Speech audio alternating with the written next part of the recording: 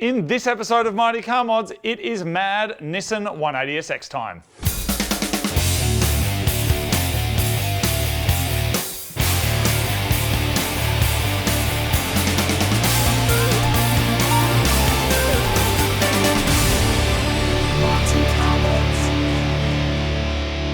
Welcome to another episode of My Mad Car, brought to you by Mighty Car Mods. It's Mighty Car Mods, and your not very mad car yet is the subject of today's episode. That's right. It is loose, it is leaking, it is stinking. And enough about the owner. I was about to say, and it's got some bad points too. Ba-boom. This is the 180SX, of course, that used to be the Mighty Car Mods 180SX that we built up, our kind of budget drift project. But since then, it has gone through a few owners, and a few owners have gone through it, and it's probably gone through a wall. Now it's ours again. So I can see the Castle Hill streets, I can hear Pantera, I'm on my skateboard, where I'm like reliving the dream. And Martin's coming with us on the dream. But how much was your 180 when you bought it? All in, everything. I got it from Japan, and I think... Like landed driving, everything. Landed driving, I reckon it was about 15 grand. It was a Type X 180, but it was a 94, not a 97, so I didn't have the Type X lights. I didn't get those until I was on the M4 and someone rear-ended me. And then insurance. I remember that. Yeah, and then I got the Type X reconversion, which is awesome. What was your question? How much was it? About $15,000. And I reckon a nice Type X 180 these days is probably about the same. That's crazy, isn't it? They bottomed out, and now they're on their way back. Just because like they're so awesome. GTRs. Because everyone wants them, because they know that they kick ass, along with GTRs. Actually, basically every Nissan that is on an S chassis or all-wheel drive mad sports car, the values are going up. Anyway. 180s have a lot of ass-kicking potential, I will give them that. They do. This one is a nugget and a half. Yes. Currently. But that said, I bought a show car that was a nugget and a half. Yes, you did, Martin, and you'll never live that down. One of my dream cars, but today it's a wet dream because we're just going to be spraying the car full of all the different wet bits that it needs to keep itself lubricated and slipping in and out of where it needs to go. Bit of archaeology. It doesn't work at the moment, but it did work, obviously. You've been told that it works, we've just never actually seen it run. I've never driven it. But I tried to move it and fuel just pissed out everywhere. So, and that's bad when you've got petrol on the outside of your engine. Engine's hot, exhaust, makes fires. So we're going to go to a couple of different area codes and sort that out. Oh, the hose. To go get the hose. We're going to be replacing hose. Because the shop for the stuff's in the next postcode. Yes, that's right. Anyway, so we've got all sorts of really fun stuff to do, but come with us on this magical journey. The unicorn's back. Flurpy says hello. It's 180 time. If we're going to get this car running again, the first step is to jack up the car, which is easier said than done.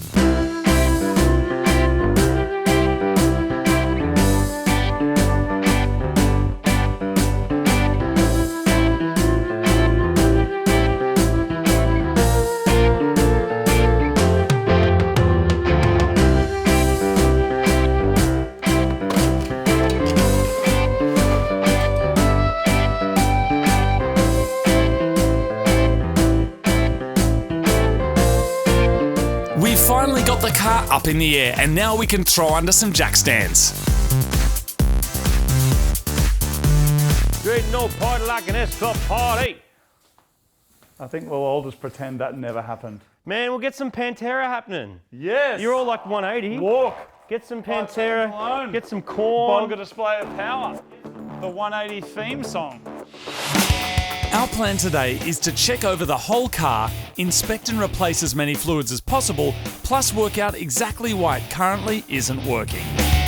It's really cool to be working on this car again, and it's kind of all coming back, some of the awesome things that we did to it the first time around. And one of those things was actually putting on a winged baffled sump. So what that does is it actually lets you increase the oil capacity of the car without actually dropping the sump down further, because then you end up ripping sumps off. So it's actually winged to the side here. So not only have you got more oil capacity, but there's actual baffles in here. And what that means is if you're going sideways, the baffles close, which keeps a certain amount of oil there, which means the engine is not starved of oil. Speaking of which, that is what we're about to change in our first 180 extravaganza. How are you going back there, Martin? I'm going averagely. Okay. I don't think I'm having as much luck as you. The bolts on this diff are like super tight. Okay. So I got to get exhaust out of the way and things to make it work, but I'll get there. It's always those simple things, isn't it? Like it's like you need to remove one bolt, but you got to remove a whole lot of other stuff to get to it first. Yeah. Always. Do you know why I was singing S Club? Do you know why I was singing S Oh, Club? I understand now. Yeah. S chassis. S Chassis Club. Wow. You're in the S Chassis Club, man. S Chassis Club. Martin, you know how your car is called Too Sexy? Yeah. I've been thinking about names for this. Yeah. What do you think of Taylor Drift? Taylor Drift. Yeah. Can I shorten it to just calling it Tay Tay? Yeah. Taylor Drift. What do you think? I like it. I think the Taylor Swift fans out there are going to love it. I don't know about the people that don't like Taylor Swift. Everyone likes Taylor Swift. Do they? Yeah. Okay. Are we out of the drift yet? Are we out of the drift yet? Are we out of the drift yet? Are we out of the drift? You know that song? And Drift Spaces?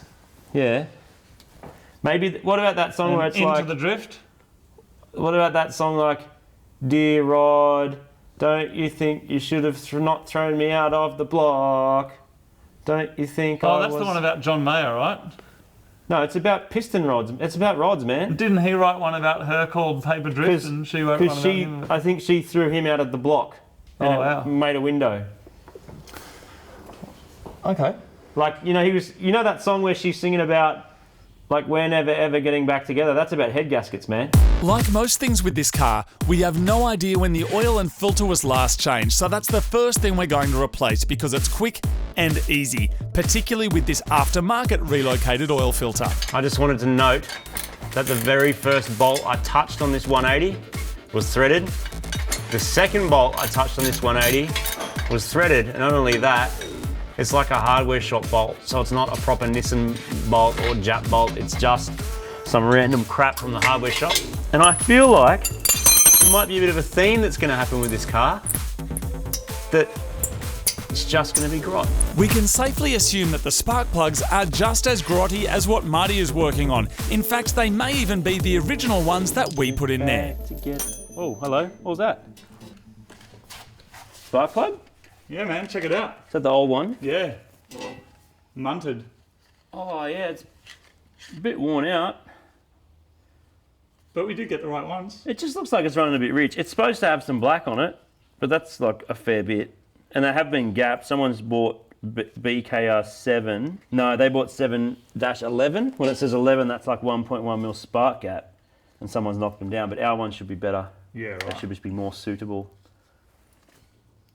What's interesting about that is from the factory they specify 6 heat range and someone's already put 7s in it, which is probably us. Probably. Or someone else. I don't know.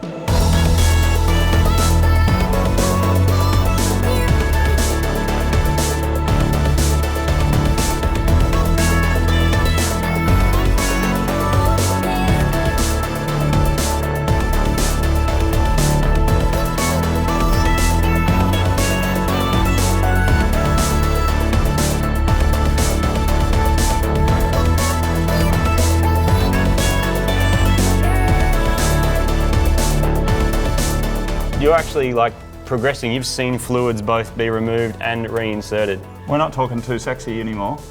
No, dude, Too Sexy is so much more enjoyable to work on so far. Be careful. Oh man, don't get me wrong. I appreciate the rear-wheel drive skidness of this car. Don't get me wrong. No, I do. There's no but. Don't even start comparing Here's your the car to problem. this. No, man, you've had fun. You've been draining oil and doing all this mad stuff. I've been under the back of that car trying to undo like drain and filler plugs that have literally been put on with a rattle gun or something. Yeah. Like they're just not coming off. They're all seized and all broken and like they've been just... That's not the car's fault, that's human error. That's old Mr. Drifty Stiltskin. Your human error was buying this car then. No, it wasn't, man, come on. You just... You saw the colour of the oil that came into the engine, right? Yeah. Yeah, so if that's something to go by, I have a feeling the gearbox is going to be as bad and the diff, probably being a drift car, will be 17 times worse. That's not the car's fault though. I'm not saying it's the car's fault. Okay. I'm just saying that I'm not winning because I can't undo anything to get all the old smuts out and You're put not new winning smuts because in. you own a Lancer. So let's just leave that aside and let's move on to what we actually have to do. In the same time that I've attempted to drain a little bit of fluid out of your little Nissan, I would have changed the whole clutch or something, man. Yeah. All right. Why are you telling me this though, Martin? Because we can't get the car high enough to actually undo it. That's the problem. Like, it's actually physically impossible on the floor without either pulling the diff out. We're not pulling the gearbox out. The gearbox one's real bad because it's all rounded off. Okay. So even if you get the big breaker bar on there, if you go too hard at the wrong angle, it'll just, and It's then like you'll putting never a get it spinner off. on a banana. It's bad. It doesn't work. So we need to get it higher in the air to be able to do the diff and gearbox. Okay. That's the moral of the story. We still don't know why it's leaking petrol though, and we haven't started it. So maybe what we do is... There's dodgy looking fuel hoses I reckon we can just change. Yeah. And maybe what we try and do is get onto a hoist somewhere with our unregistered car. Easy.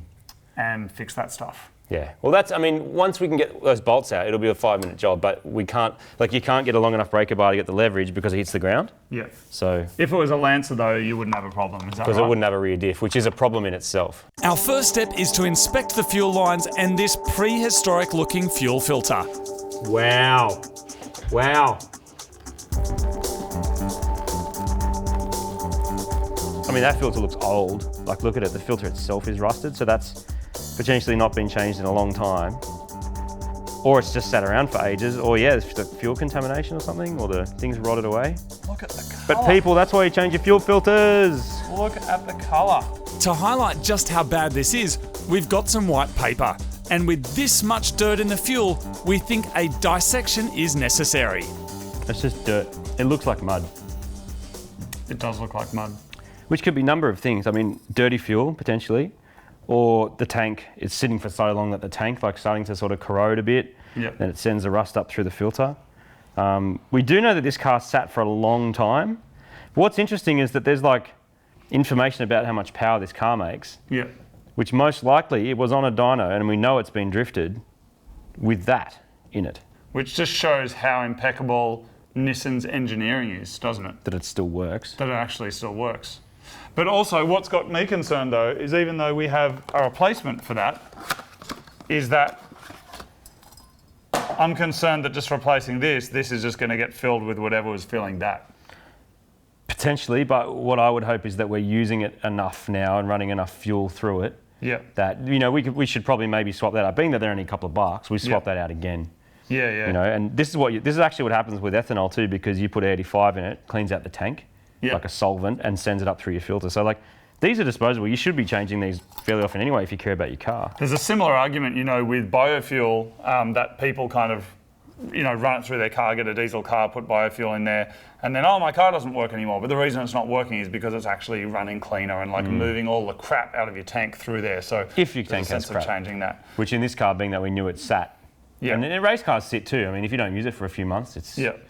sitting Well, there rotting considering away. that was attached with one cable tie, then maybe it's a matter of just, as you say, replacing it, doing some skids, then just chucking that in the bin Going and again. going You again. can pull that one apart and see how it looks in a, Yeah. a couple months' time.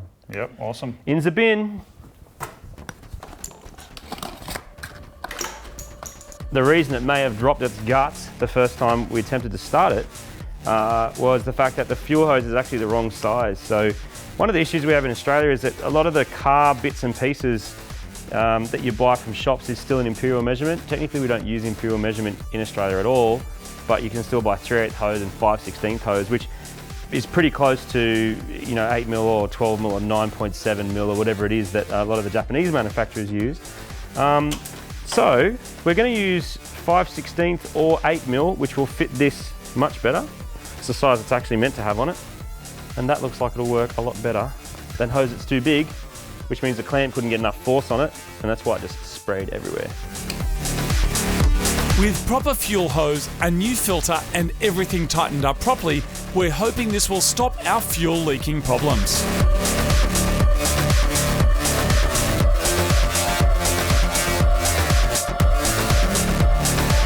We've also fully checked over the brakes and topped up the brake fluid so we'll be able to stop. That is, if the car actually is able to move. So let's start with the successes.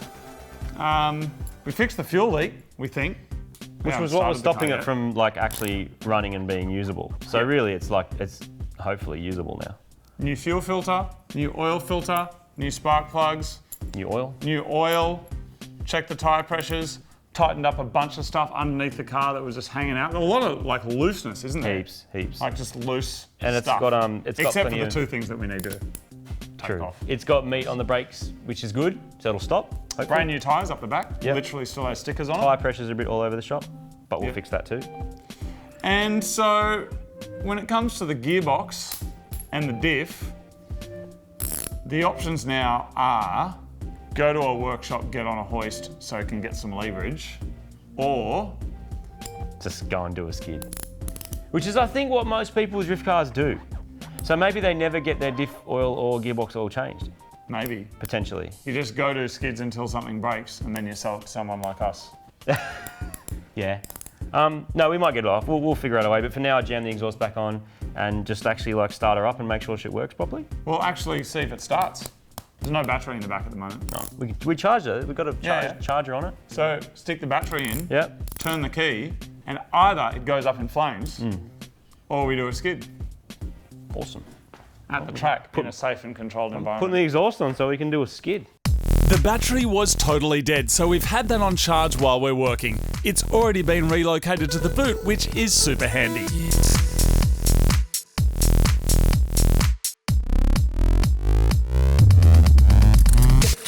The exhaust is going back on, and we're getting some proper air pressure in the tyres. And that's it for today. The jack stands are coming out, and the car is coming down. These have come into their own again. These are our mad little ramps that we made for getting jacks under lowered cars. And we got a whole video on MCM TV2 showing you how to make them. Super simple, cost nothing, and really handy, particular times like this, where the car's actually too low to get the jack out. So putting them under there gives you a mad little extra bit of height. It is the moment of truth. That's a day working on Mad 180. Struggling with Mad 180. It's a bit of a struggle, but it's old. But this is it. We charge the battery, change the fuel lines. Let us hear that dirty SR20 sound. Come on. Fuel pump's on. Yes! That sound, don't worry about that. That's just the oil getting up to where it needs to get to. Taking a long time to get up there. Any minute now. That's just an SR20 thing.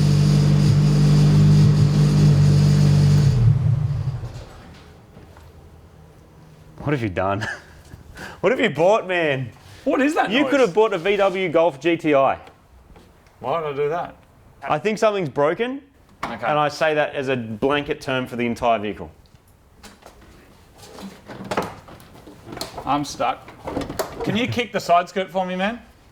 Yeah, hang on. Yeah. Just kick the very bottom. You ready? Yeah. Thank you. We can recreate the noise using our hand with the engine off. You ready? Yeah.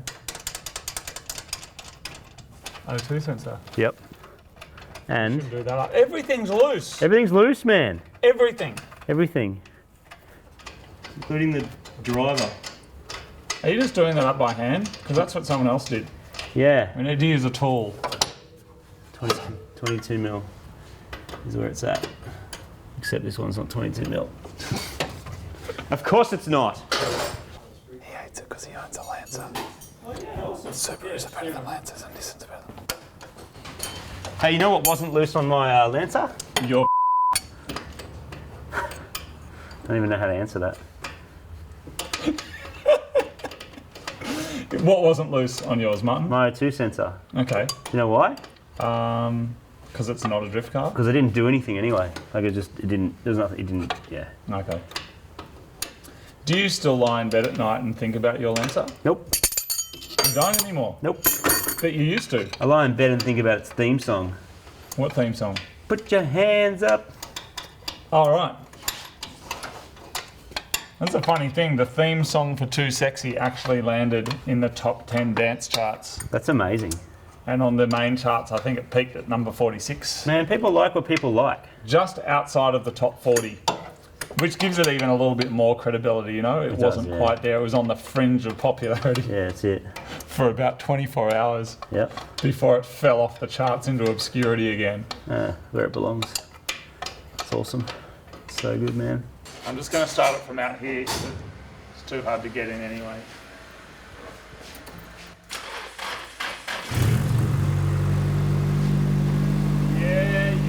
Yes.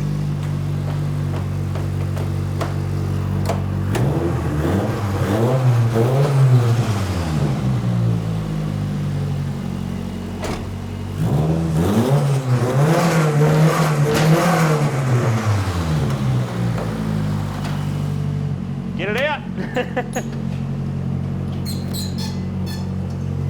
See you, dudes. I'm off to do some skids.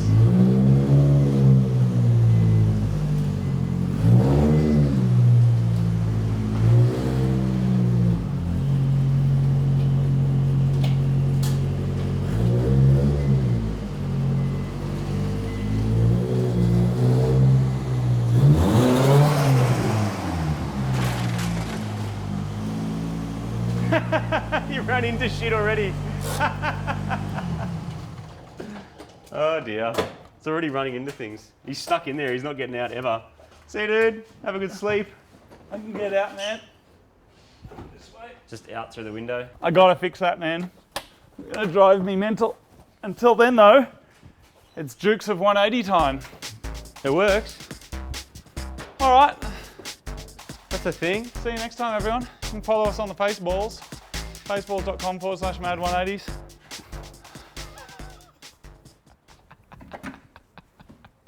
Mount. Next time on Mighty Car Mods, it's Too Sexy vs Tay-Tay. Everything bang.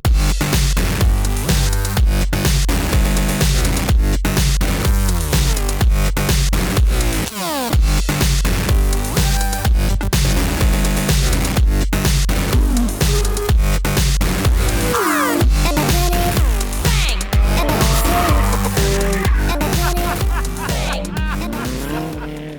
bang.